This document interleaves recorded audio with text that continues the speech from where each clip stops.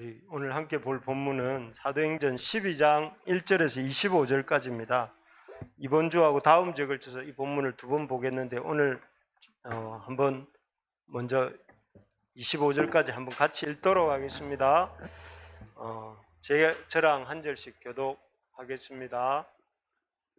그때 헤롯 왕이 손을 들어 교회 중에서 몇 사람을 해하려 하여 유대인들이 이 일을 기뻐하는 것을 보고 베드로도 잡으려 할새 때는 무교절 기간이라.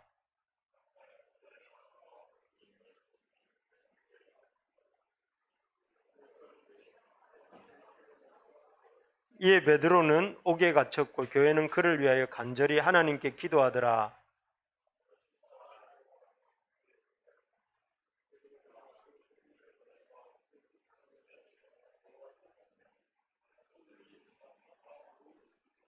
호련히 주의 사자가 나타나며 옥중에 광채가 빛나며 또 베드로의 옆구리를 쳐 깨워 이르되 급히 일어나라 하니 쇠사슬이 그 손에서 벗어지더라.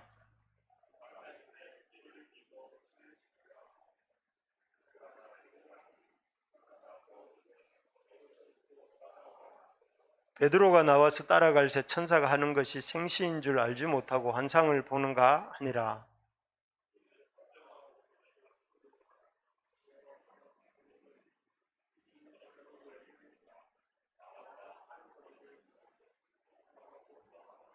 이에 베드로가 정신이 들어 이르되 내가 이제야 참으로 주께서 그의 천사를 보내어 나를 헤롯의 손과 유대 백성의 모든 기대에서 벗어나게 하신 줄 알겠노라 하여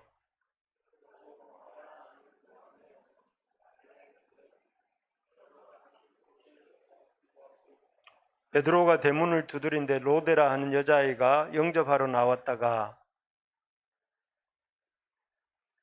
14절 빠졌나요? 베드로가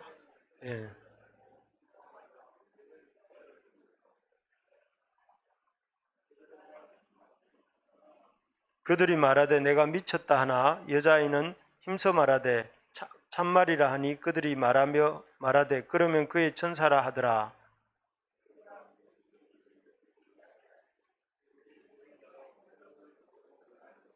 베드로가 그들에게 손짓하여 조용하게 하고 주께서 자기를 이끌어 옥에서 나오게 하던 일을 말하고 또 야고보와 형제들에게 이 말을 전하라 하고 떠나 다른 곳으로 가니라.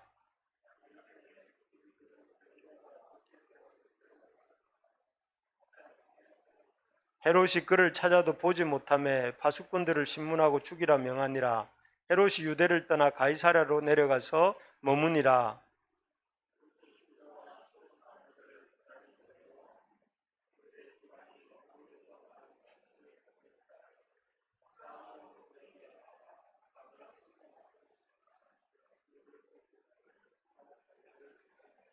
헤롯이 나를 택하여 왕복을 입고 단상에 앉아 백성에게 연설하니 백성들이 크게 부르되 이것은 신의 소리요 사람의 소리가 아니라 하거늘.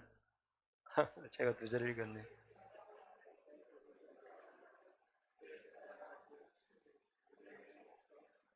하나님의 말씀은 흥왕하여 더하더라.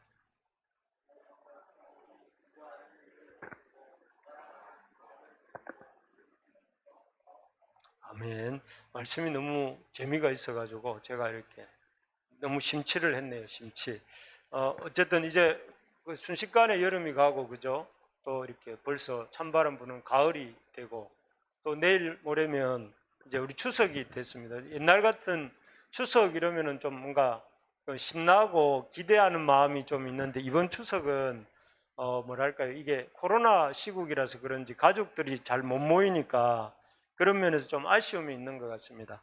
그래도 이번 추석 명절이 우리 지체들한테 좀 기쁨이 되고 또 즐거운 그런 명절이 될 수 있도록 우리 모두가 서로 그 각 가정에서 노력하면 좋겠습니다. 여러분 호사다마 이런 말을 들어보신 적 있습니까? 많이 들어보셨죠? 그죠? 무슨 뜻입니까? 호사다마. 좋은 일에는 다마, 안 좋은 일이 이렇게 같이 온다. 그래서 좋은 일에는 방해가 많이 따른다. 뭐 이런 뜻이거나 또는 좋은 일이 실현되기까지에는 많은 어려움이, 많은 풍파가 있다. 이런 뜻이지요.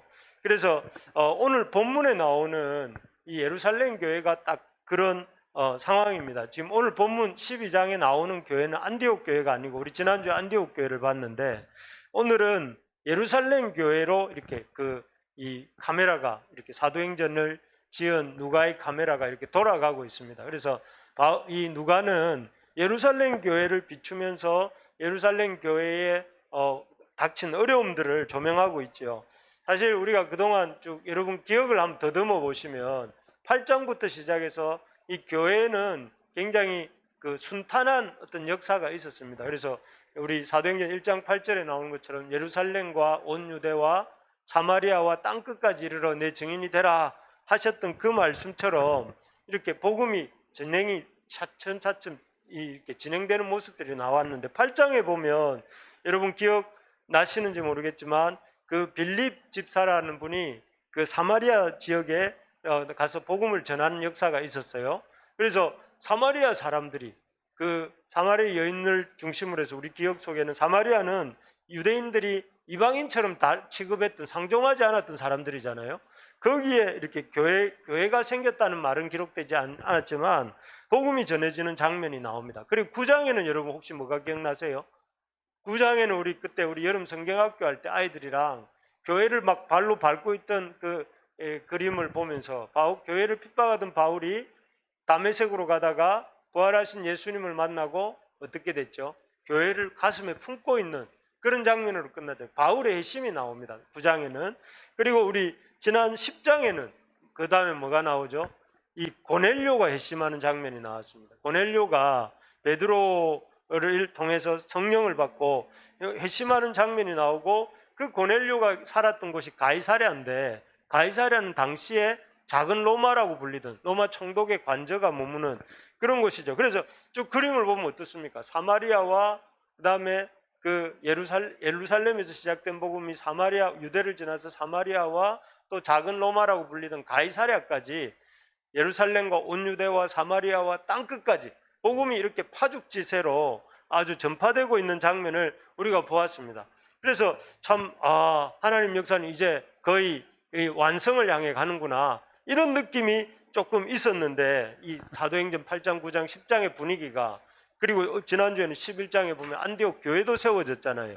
그런데 오늘 본문에 보면 딱 그 흐름이 끊기고 여기 보면 아주 이렇게 예루살렘 교회 안에 어떤 어려움이 있느냐 하면 한 사도가 죽임을 당합니다. 공개 처형을 당합니다. 요즘 그 IS가 사람들 공개 처형하듯이 여기 보면 한 사람을 헤롯이 한 사도를 잡아서 목을 베어서 이렇게 참수형을 처합니다. 그리고 또 한 명은 공개 처형 일보 직전에 놓여 있는 것을 볼 수가 있습니다. 바로 베드로죠. 그래서 어떻게 보면 교회 입장에서는 지금 최고 지도자 2명을 동시에 이뤄야 되는 그런 어찌 보면 교회의 최대 위기 상황이라 할 수 있는 그런 상황에 처하게 된 것입니다. 그래서 어떻게 우리가 이 장면을 딱 보면서 마음에 드는 생각은 하나님의 역사는 이렇게 한편에서는 이렇게 파죽지세로 복음이 전파되는 것 같은 이런 순탄하고 승리하는 부분도 있지만 또 동시에 이 하나님의 역사에는 그런 어려움을 주는 이런 그 어둠의 역사 또는 어려움의 역사도 있다 하는 것을 보게 됩니다. 그래서 우리가 이렇게 신앙생활 하다 보면 좋을 때도 있지만 어려울 때도 많이 있잖아요. 그죠? 그럴 때 이게 어려움이 이상한 게 아니고 하나님의 역사에는 항상 이렇게 하나님의 복음의 역사도 있지만 여기에 이를 방해하고 어렵게 하는 역사도 있다 하는 사실을 꼭 기억할 수 있기를 바랍니다. 근데 오히려 이 예루살렘 교회는 이런 위기 상황을 통해서 어떤 유익을 얻느냐 하면은 하나님을 알아가는 유익을 얻습니다. 그래서 오늘 제목이 뭡니까? 하나님을 더 깊이 알아갑시다 하고 제가 주보에 적어놨습니다. 그래서 가로 열고 1위 했는데 사도행전 10장을 이번 주하고 다음 주에 걸쳐서 2번에 살펴보려고 해요. 그래서 오늘은 이렇게 앞에 제목을 조금 더 붙인다면 위기 상황 속에서 이거는 가로 열고 안 썼습니다. 하나님을 더 깊이 알아갑시다. 위기 상황에서도 하나님을 더 깊이 알아갈 사실 우리가 어려울 때 사람의 저 사람이 내 친구인가 저 사람이 어떤 사람인가를 더 잘 알게 되잖아요. 어려울 때 더 잘 알게 되듯이 하나님도 하나님이 어떤 분이신가를 우리가 언제 더 잘 알게 될까요? 우리가 어려움을 겪을 때 나를 도우시는 하나님을 경험함으로써 우리가 하나님을 더 잘 알게 되거든요. 그래서 이 하나님께서는 예루살렘 교회의 위기 상황을 통해서 이스라엘 그 예루살렘 성도들에게 하나님을 더 알게 해주시는데, 어떤 하나님이냐면은 우리 한번 읽어볼까요? 시작. 주권적으로 역사하시는 하나님이십니다. 사실 주권 이러면 조금 어렵잖아요, 그죠? 말이 어려운데 주권이 무슨 말일까요? 주인 되는 권세. 하나님이 주인으로 이렇게 권세 있게 역사하신다 하는 것이죠. 어려움의 상황은 하나님이 약간 주인 아니신 것 같고 어려움이 주인인 것 같잖아요. 근데 그게 아니고 어려움의 상황에서도 하나님이 주권적으로 역사하신다 하는 것인데요. 오늘 본문에 등장하는 이 헤롯 등장하지 않습니까? 12장 1절에 보면 그때 헤롯 왕이 손을 들어, 성경에 보면 신약 성경에 헤롯만 잘 정리돼도 여러분 이 성경 역사가 좀 잘 정리가 되거든요. 그래서 예수님이 태어나셨을 때 예수님과 같은 유아들을 죽였던 헤롯이 등장하잖아요. 그 사람을 흔히 우리가 헤롯 대왕이라고 불러요. 대왕. 그러니까 제일 성경에 나오는 첫 번째 헤롯이죠.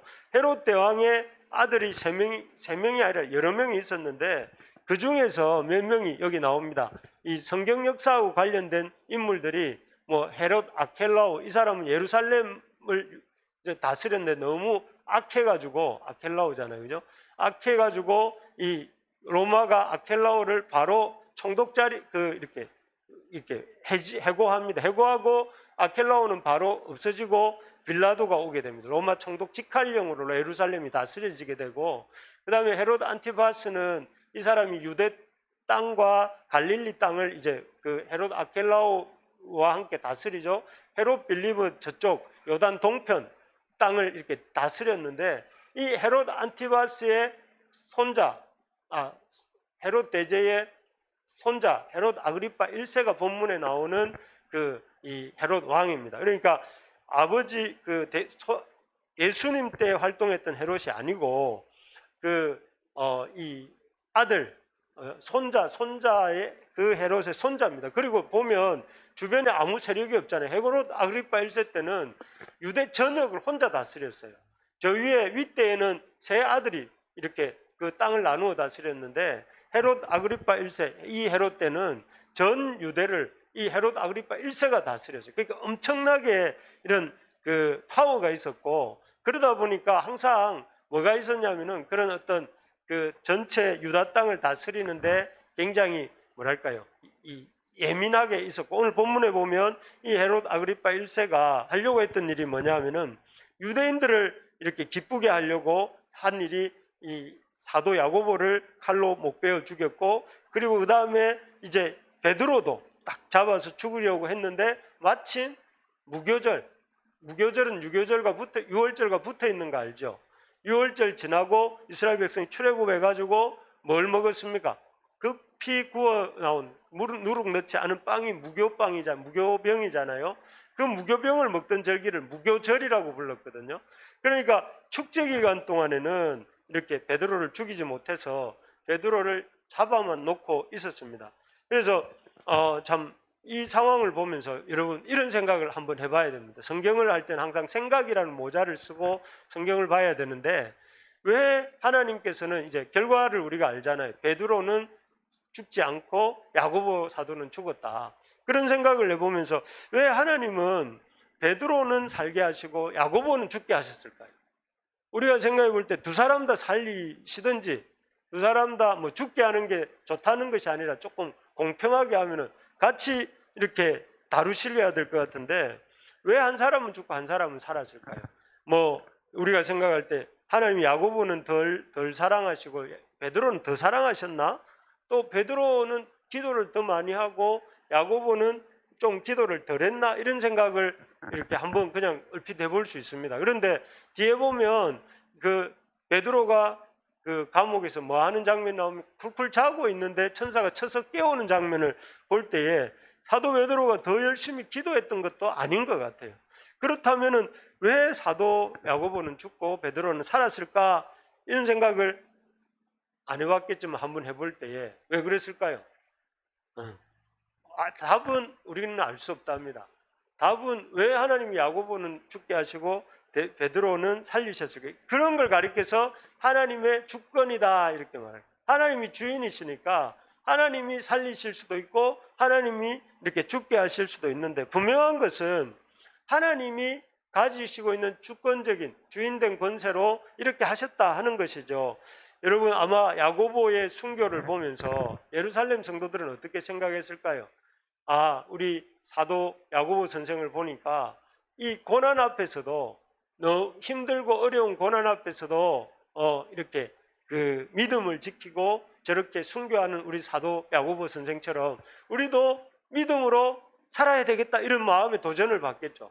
여러분들이 저를 이렇게 보고 있는데 제가 이렇게 어떻게 보면 이 공산치하가 돼가지고 주기철 목사님처럼 가서, 주기철 목사님 일제시대 때 돌아가셨군요. 그래 가서 순교를 했다고 칩시다. 그러면 여러분 어떻게 생각하겠습니까? 왜 저렇게 어리석은 개죽음을 당했지? 이렇게 생각 안 하겠죠. 우리도 믿음을 잘 지켜야 되겠다 이런 마음을 먹어야 정상이죠.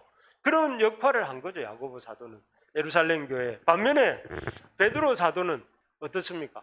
순교하는 게 하나님 뜻일 수도 있었겠지만 베드로가 후에 뭐 하죠? 살아있어 오래오래 살아가 한 일이 뭐예요? 여러분 잘 아는 베드로 전서 후서 썼고, 또 우리가 늘 보는 마가복음을 베드로가 마가를 통해 구술을 했거든요. 그러니까 베드로 사도는 살았기 때문에 복음서를 기술하고 또 서신서가 기록되는 일들이 이루어진 거잖아요. 우리는 이제 그 역사를 아니까. 그래서 이런 것들을 보면 참 하나님의 그 때가 있고 하나님의 방법이 있다 하는 걸 보게 되죠. 그래서 왜 베드로는 살고 야고보는 죽었는가가 아니라 하나님의 주권이 각 사람에게 있다 하는 것을 보면서 우리가 꼭 기억해야 될 건 뭐냐면은 하나님이 주인이시다, 우리 인생에. 그리고 하나님이 역사에 주권을 가지신 분이시다 하는 것을 생각하고, 하나님이 살려주시면, 여러분이나 제가 지금 살아있다는 건 뭘 의미하는 걸까요? 야고보처럼 안 데려가시고 살아있다는 건 뭘 의미하는 걸까요? 할 일이 있다는 거죠. 할 일이. 하나님이 할 일이 있다 하는 것인 줄 알고, 여러분 이 땅에 살아가는 동안 감사하는 마음으로 우리에게 맡겨주신 일들을 최선을 다해 감당해야 된다 하는 것입니다. 그래서 여러분, 이렇게 하나님의 주권을 잘 알고 살았던 사람 중에 제가 제 시대에 아는 사람 중에 이런 사람이 있습니다. 이분인데요. 누구인지 혹시 아는 사람?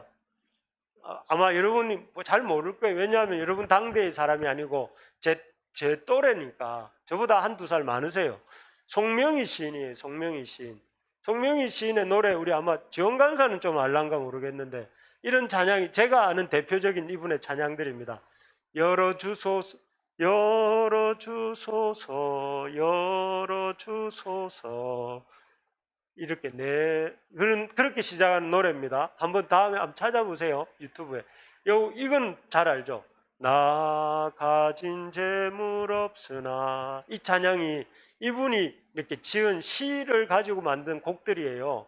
그러니까 이분은 여기 보시면, 그림도 보시면 알겠지만, 약간 날 때부터 그 뇌병변, 뇌가 병이 들은 걸 뇌병변이라고 하는데, 그 중증장애, 뇌성마비 중증장애로 태어나셔가지고 이렇게 목도 스스로 못 가누고, 그리고 이렇게 그 얼굴도 이렇게 자기 얼굴 근육도 자기 뜻대로 이렇게 움직일 수 없는, 그래서 아주 부자유한 그런 이런 상태. 아마 그랬다더라고요. 그 출산 과정에서 의사가 손해를 다치게 해서 그랬을 것이다 이렇게 추정을 하는데, 그런 상황에서 이렇게 얼마나 이렇게 힘이, 저런데 머리는 멀쩡해요. 손해가 이렇게 손상됐으니까 이렇게 모든 걸 생각하고 말하고 느끼고 이건 정상이란 말이에요. 얼마나 괴롭겠습니까? 자기 몸은 정상인데, 마음은 정상인데 몸이 뜻대로 안 되는 거니까. 그래서 참 낙심을 하고 있었는데, 이분이 16살 되던 해, 1979년이라고 하는데, 그때 이제 친구 따라 이제 교회 부흥회를 갔는데, 그 부흥회에서 하나님, 나 같은 것도 살아야 됩니까? 하나님, 내가 살아야 될 이유가 뭡니까? 하는데 거기서 이제 하나님을 만난 거예요. 하나님을 만나고 그날 이후로 하나님이란 분이 살아계시구나 하는 걸 경험하고 난 뒤에 그녀가 했던 일이, 하루에 5시간씩 성경을 읽다가 내가 할 수 있는 일이 뭘까요? 하고 하나님께 기도하는데, 하나님 주신 마음이 뭐냐면은 네가 너를 나에게 말씀을 통해 깨닫게 해주는 은혜들을 시로 서라. 해가지고 시를 쓰기 시작했다는 거예요. 그러면서 그 시들이 아까 모여서 이런 시들이 되었고 곡을 만나서 아름다운 노래가 된 것이죠. 그래서 이분은 지금도 여러분들은 좀 생소하게 들었는지 모르겠지만 저 같은 또래의 젊은이들에게는 그 당시 많은 이 감사의 삶에 대한 도전을 주었고 지금도 꽤 많은 영향력을 노래를 통해서 주고 있지 않습니까? 그래서 이런 걸 보면서 깨닫게 되는 것이 뭐냐면은 하나님의 주권이 있다는 걸 깨달으니까 그녀가 평생 낙심하고 좌절하고 원망하고 불평하고 이렇게 산 것이 아니라 오히려 자기의 조건이 이 감사로 또 이렇게 기도로 표출이 되면서 많은 사람들이 그녀를 통해서 살아야 될 이유를 발견하고 또 열심을 내야 될 이유를 발견하게 되는 그런 통로가 된 것이죠. 그래서 여러분 우리가 참 이 어떤 답답하고 힘든 상황들이 혹시 있습니까? 여러분 살아보니까 막 억울하고 답답하고 아니면은 또 너무 고통스럽고 힘들고 이런 상황들이 있겠지요. 살다 보면 그럴 때 어떻게 해야 되겠습니까? 하나님의 선하신 뜻이 또 주권적인 뜻이 이 가운데도 있을 거라고 믿고 하나님 주권을 가지시고 주인된 권세를 가지시고 우리에게 선한 뜻을 가지시고 우리의 삶을 이렇게 인도해 가신다는 믿음을 가지고 그런 믿음 가운데서 살아야 된다 하는 것이죠. 그런 믿음 가운데 살 때에 하나님이 로마서 8장 28절에서 뭐라고 하셨습니까? 하나님을 사랑하는 자 그 뜻대로 부르심을 받은 모든 자에게는 합력하여 선을 이루신다. 할렐루야. 우리 지체들에게 또 우리 동역자들에게 이런 이 믿음이 있기를 진심으로 축복합니다. 예, 그렇습니다. 그래서 여러분 옆에 있는 분한테 이렇게 말합시다. 하나님이 주권적으로 역사하십니다. 이렇게.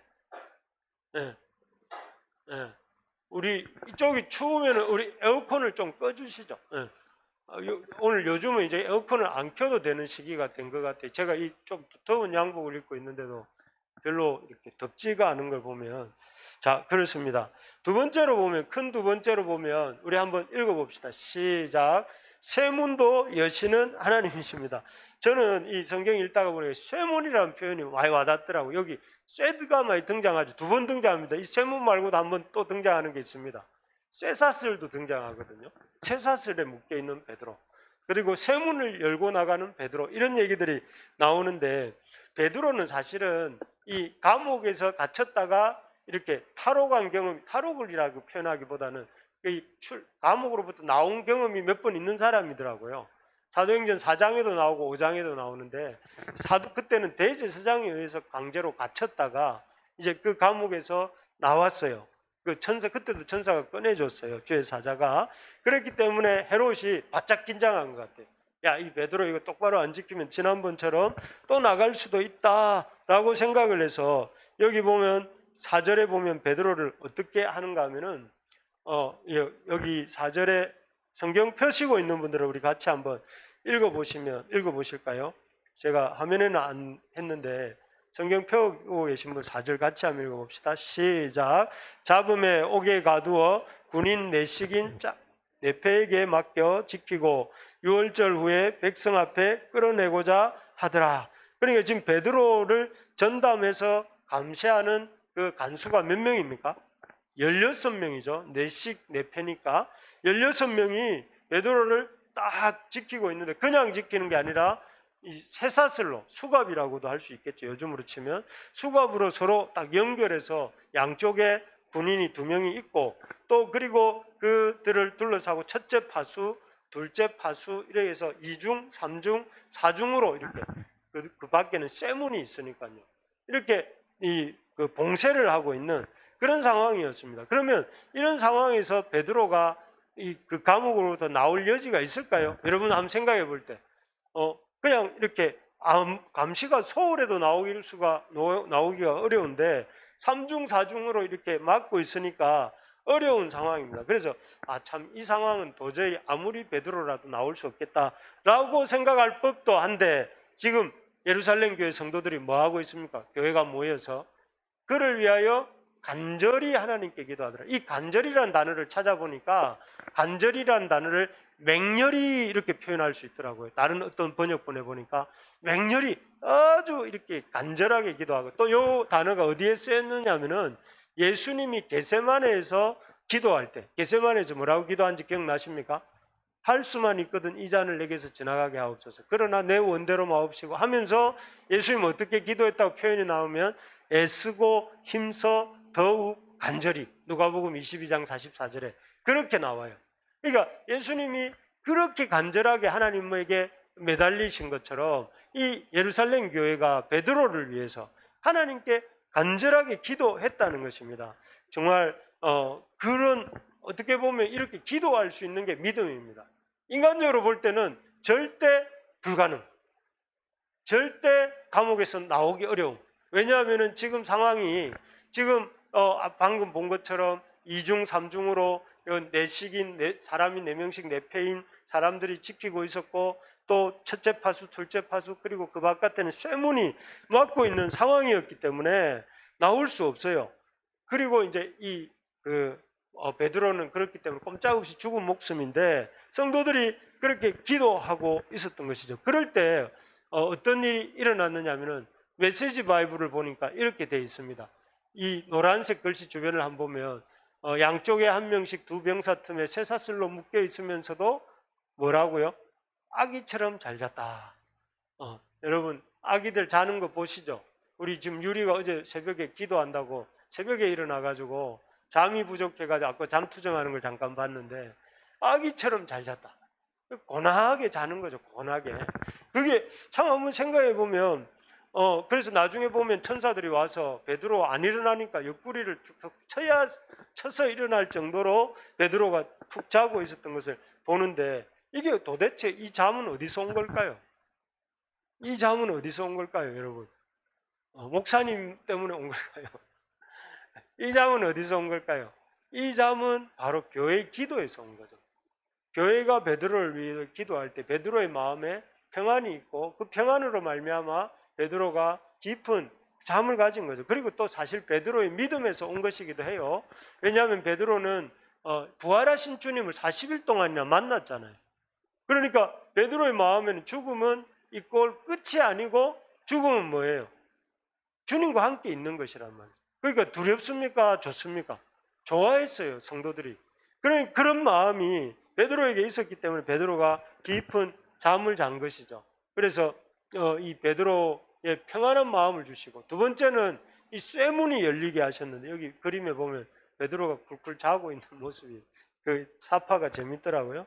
여기 보면 베드로를 데리고 이제 천사가 나갑니다. 그래서 7절에 보면 방금 본 것처럼 베드로를 흔들어 깨우시는 장면이 나오고, 8절에 보면 이 띠를 띠고 허리띠를 띠고 신을 신게 하는 장면이 나오고, 10절에 보면 이 첫째와 둘째 파수를 지나서 그 뭐라고 표현이 됐냐면 쇠문, 여기 10절을 읽어 드릴까요? 이에 첫째와 둘째 파수를 지나 시내로 통한 쇠문에 이르니, 여러분 철문을 한번 생각해 보십시오. 철문을 서면은 마음이 철렁하고 이제 이건 도저히 빠져나갈 수 없겠다 이런 생각이 좀 들지 않겠어요? 야, 이게 그냥 나무 문이고 그냥 좀 우리가 옛날 한옥에 있는 그런 문이면 발로 차고 이렇게 어떻게 해볼 수 있을 것 같은데, 쇠문이 꽉 닫혀 있으면 야, 나 저거는 못하겠어 이런 마음이 착 생긴단 말이에요. 그런 상징적인 표현이 아닌가 이런 싶어요. 그런데 그 쇠문이 열렸어요. 그걸 통해서 하나님께서 그 쇠문을 열고 딱 나오니까 그 감옥 안이 칙칙하고 습기찬 그 공기의 냄새가, 이게 신선하고 깨끗한 공기의 냄새를 이렇게 베드로가 마시죠. 그러면서 이 역사를 나중에 보면 다음 주에 다루겠지만, 다음 주에 보면 이 성도들, 예루살렘 교회 성도들도 웃긴 것이 자기들이 베드로를 위해 기도했잖아요. 근데 베드로가 살아서 돌아오니까 네가 잘못 봤다, 로데야 네가 정신이 없어서 잘못 봤다 이렇게 말할 만큼 이 일은 놀라운 일이에요. 쇠문에 갇혀, 쇠문 안에 쇠줄에 매여서 2중 3중 포로가 돼 있는 베드로가 나온다는 것은 네가 헛것을 봤다고 말할 정도로 이 예루살렘 교회 성도들도 도무지 상상도 못했던 일이 벌어진 거잖아요. 그래서 참 우리가 깨닫게 하는 거죠. 기도할 때에, 우리 한번 따라해 봅시다. 기도할 때 쇠문이 열립니다. 네, 기도할 때 우리 유리가 앞으로 뛰쳐나오려고 하다가 어머니들의 만류로 실패했습니다. 그래서 어쨌든 기도할 때 여러분 문이 열린다 하는 걸 믿으십니까? 여러분 앞으로 통과해야 될 문이 많죠. 우리 세미자매, 재훈 집사님, 또 우리 세한이, 또 우리 항림 형제, 통과해야 될 인생의 문들이 많잖아요. 이거 꼭 기억하십시오.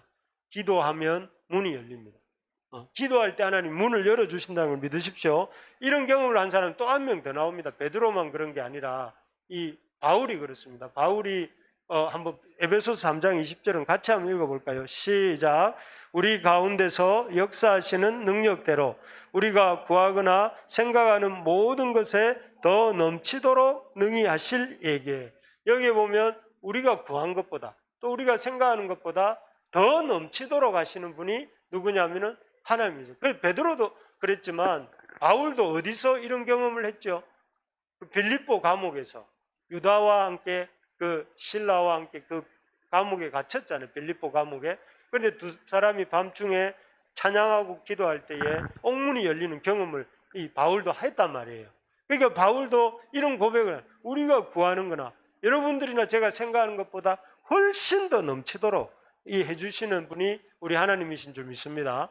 여러분 믿으십시오. 제 말이 아니고 베드로의 말이고 바울 사도의 말입니다. 그래서 참 이 바울이 결국은 이 고백하고 난 뒤에 어떻게 됩니까? 바울이 뒤에 보면 여기 바울의 스페인, 당시 땅끝인 스페인이라고 하는 데까지 바울이 가요. 여기서 풀려나서 로마에서 풀려나서 이 스페인까지 갔다가 다시 그레데로 갔다가 여기 이렇게 그 아시아로 갔다가 다시 빌립보를 지나서 이렇게 로마로 이렇게 가서 이제 순교하게 되는데, 그래서 여러분 이 바울의 어떤 기도의 결과가 이런 그의 삶의 놀라운 결과들을 이렇게 가져온 것을 볼 수가 있습니다. 여러분 우리 집사님들도 힘든 상황들도 많고 또 우리 청년들도 이렇게 어려움들이 많이 있는데 참 이 기도의 무릎의 능력을 안다면 여러분 인생에 큰 마스터 키를 갖고 있는 것은 다름없습니다. 그래서 여러분 어려운 일 당할 때마다 우리가 하나님 앞에 나가서 기도하고 놀랍게 이렇게 이 역사하시는 주님을 맛보는 은혜들이 있기를 바랍니다. 이제 내일부터, 아니 이미 추석 연휴가 어제부터 그제부터 시작이 됐죠. 추석 연휴를 이렇게 보내면서 저는 학생 때, 청년 때 제일 힘들었던 게 뭐냐면은 안 믿는 가족들과 어떻게 지내야 되는가.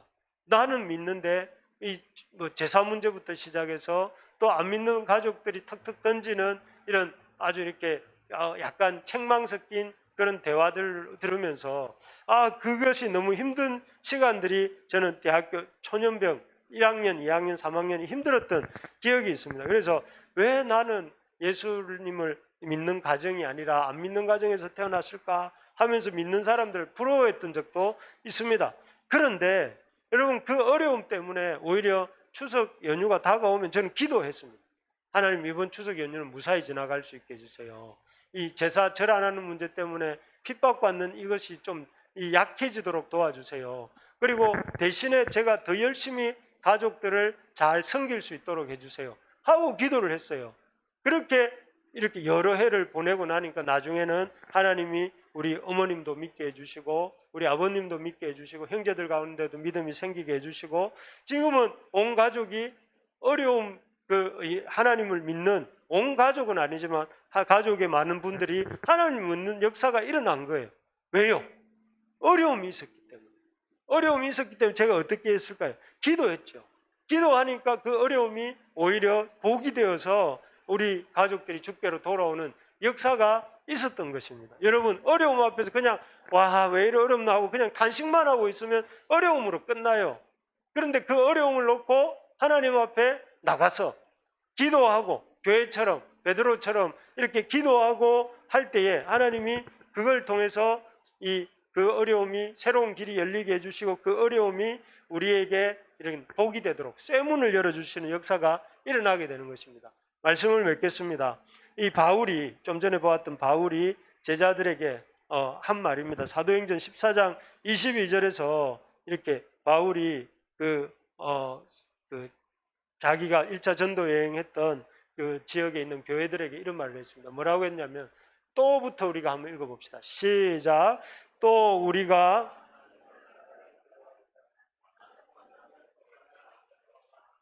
예수 천당이 아닙니다. 예수 믿고 바로 천국 가는 게 아니고 뭐라고 했냐면 하나님의 나라에 들어가려면 이미 하나님 나라가 시작이 되었어요. 그러나 완성된 하나님 나라에 들어가기까지는 뭐가 있느냐면 많은 환란. 이 환란이란 표현은 그 타작마당에 있는 그 벼나 보리 같은 걸 이 도리깨라고 하죠. 도리깨로 탁 때리면 그 타작 그 벼에 있던 곡식들이 탁 틀어져 나오는 걸 그걸 도리깨라고 하는데 그걸 얻어맞는 것과 같은. 그러니까 그거는 얻어맞으면 뭐가 되는 거예요? 안 좋은 거로 끝나는 게 아니라 곡식이 쏟아져 나오는 거예요. 많은 환란. 이 환란을 하나님 우리가 천국 갈 때 가기 전까지 환란을 겪는데 그 환란의 목적은 우리로 하여금 유익을 얻도록 하기 위해서 주시는 환란이라고. 그래서 이제 앞으로는 저도 마찬가지 여러분도 환란이 오면 어떻게 생각해야 되겠습니까? 하나님이 유익을 주시려고 하는구나. 우리에게 이런 열매를 얻는 기쁨을 주시려고 하는구나. 생각을 하면서 우리 기도하는 우리가 되기를 소망합니다.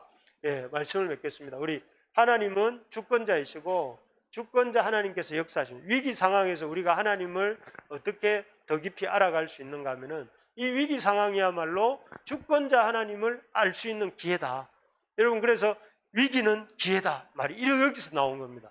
위기가 왜 기회입니까? 하나님이 주권자이시기 때문에 우리 인생의 주권자이시기 때문에 위기를 기회로 만들어 주신다. 이걸 믿으시기 바랍니다. 두 번째로 뭐였습니까?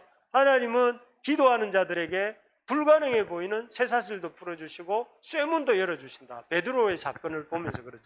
여러분들이나 저를 꽁꽁 묶고 있는 이런 인생의 쇠사슬, 우리를 꽉 가로막고 있는 철문들, 쇠문들을 열어주시는 분이 하나님.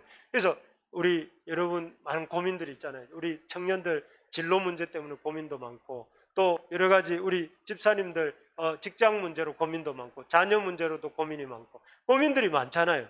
고민만 하지 마시고 기도하시기 바랍니다. 기도하는 것이 살 길입니다.